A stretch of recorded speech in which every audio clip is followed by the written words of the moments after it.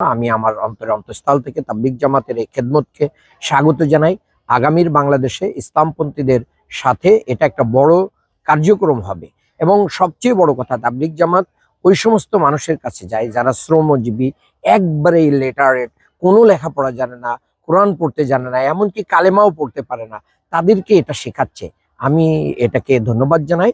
তাবলিগ জামাত সম্পর্কে আপনার মতামত বা ধারণা কি? তারাও তো ইসলামের পক্ষে কাজ করছেন। আপনাকে অসংখ্য ধন্যবাদ তাবলিগ জামাত নিয়ে প্রশ্ন করেছেন।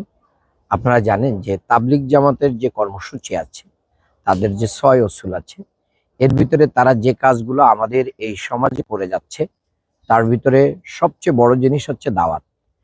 এদেশের গণমানুষের কাছে ইসলামের দাওয়াত পৌঁছে দিচ্ছে, ইসলামের সৌন্দর্যকে তুলে ধরছে। বিশেষ করে তাদেরকে আমি অ্যাপ্রিসিয়েট করি এই জন্যই যে তারা বেনামাজিকে নামাজি বানাচ্ছে। মুসলমানদের ভিতরে অনেক বেনামাজির সংখ্যা অনেক, কিন্তু তাদেরকে হাত ধরে তাদের বাড়িতে যেয়ে, তাদের ব্যবসা প্রতিষ্ঠানে যেয়ে ঘুরে ঘুরে গাস্ট করে করে তারা নামাজি বানানোর চেষ্টা করতেছে, মানুষদেরকে মসজিদমুখী করতেছে, মানুষদেরকে কোরআন হাদিসের ছায়াতলে নিয়ে আসার চেষ্টা করতেছে। এই যে প্রচেষ্টা, তাদেরকে পবিত্রতা শেখাচ্ছে, মাসলা মাসাইল শেখাচ্ছে, এই যে কাজগুলো হাতে ধরে করছে, তাদেরকে আখেরাতমুখী করতেছে, তাদের দুনিয়ার ভিতরে যাতে তারা ডুবে না থাকে সেই কাজটা তারা করতেছে। আমি মনে করি তাবলিগ জামাত বাংলাদেশে ইসলামের পক্ষে বড় ভূমিকা পালন করছে। বাংলাদেশ কখনো ইসলামী রাষ্ট্র হলে, বাংলাদেশের মানুষ যদি ইসলামী রাষ্ট্র গঠন করতে পারে, সেই রাষ্ট্রের তারা অনেক ভালো নাগরিক হবে।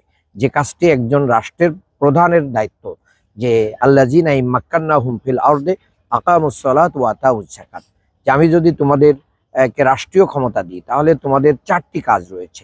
এক নাম্বার, নামাজ প্রতিষ্ঠা করা, যাকাত আদায় করা, এবং ওয়া আমারু বিল মারুফ ওয়া নাহাউ আনিল মুনকার, সৎ কাজের আদেশ, অসৎ কাজের নিষেধ।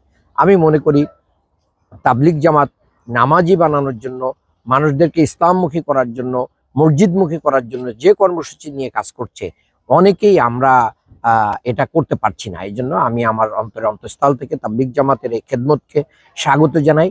আগামীর বাংলাদেশে ইসলামপন্থীদের সাথে এটা একটা বড় কার্যক্রম হবে এবং সবচেয়ে বড় কথা, তাবলিগ জামাত ওই সমস্ত মানুষের কাছে যায় যারা শ্রমজীবী, একবারে ইলিটারেট, কোনো লেখাপড়া জানে না, কোরআন পড়তে জানে না, এমনকি কালেমাও পড়তে পারে না, তাদেরকে এটা শেখাচ্ছে।